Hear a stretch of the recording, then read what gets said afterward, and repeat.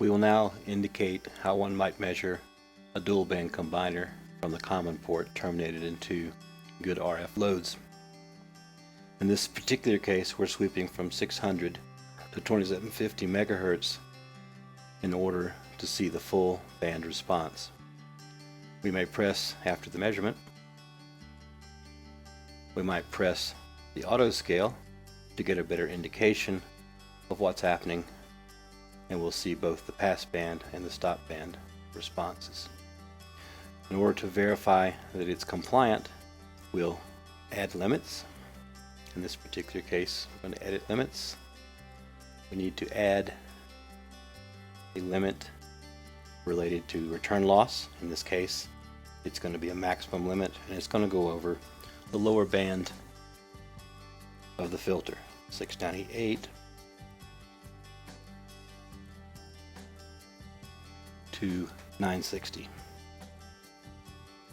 The value that we expect to get is approximately 20 dB, and so we'll say done. We need to change the limit name though to indicate what the limit represents. In this specific case, we're going to say low band return loss with an abbreviation. Again, it's a maximum limit, so we'll see the start, the stop values, and the maximum value over the range. While we're in the sweep, we'll add a second limit, which we'll name quite appropriately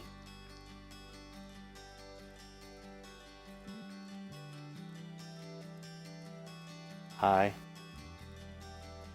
band, again return loss abbreviated.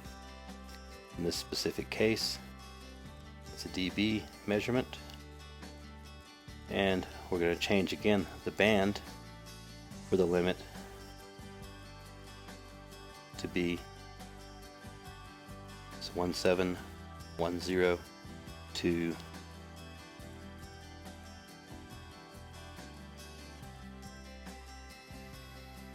2170 megahertz.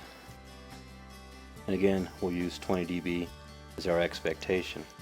Again, reviewing the data sheet for any given device will let you set the value for this maximum to an appropriate level. Returning to the return loss measurement, we turn on the low band and the high band.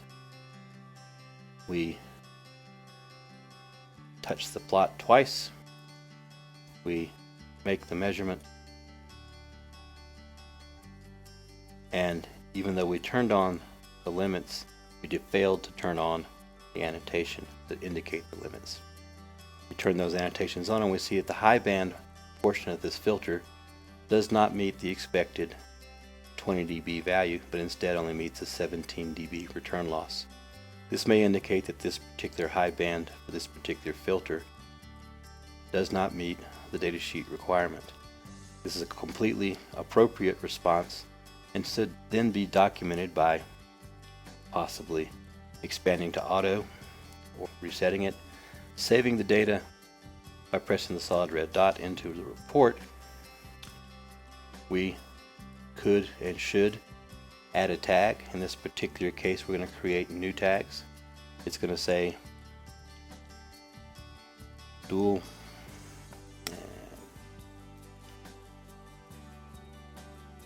band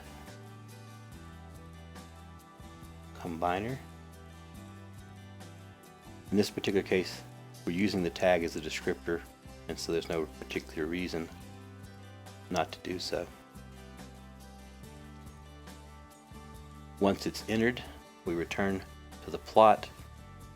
We again save it to the report, and now we're going to review in the report what we have. In this particular case, we've got two entries, both of which indicate a fail. One has a more appropriate tag. In order to delete the first entry, which is no longer necessary, we can choose to either edit it or merely long hold it. It will turn white and allow us to remove it. Looking at the result by tapping the icon of the image, we can see what's happening. We'll go back again to the return loss, and the last step we'll view the PDF. In this specific case, we'll be looking at the PDF to get an indication of where we failed. Here, the peak value for the low band return loss is minus 21.34 at 922 megahertz, and the high band return loss is minus 17 at 2115.75, indicating a potential problem at site installation. Other details that can be found are the location and the time the last calibration was done.